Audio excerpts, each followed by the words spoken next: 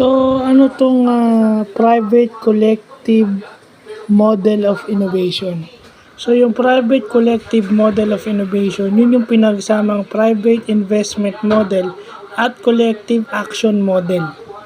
So, ano tong private investment model? Ito yung mga gumagawa ng innovation through intellectual property, nakapatent.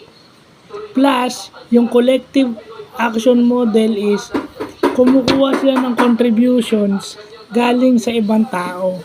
So, ibig sabihin, may group ng tao na gumagawa ng innovation for a common good. So, yung private collective innovation model, pinagsama yan. Ang example niyan is yung free, open source, and libre software o yung FLOSS. Okay, pag sinabi mong FLOSS, inaalaw yung mga computer programmers na mag-contribute.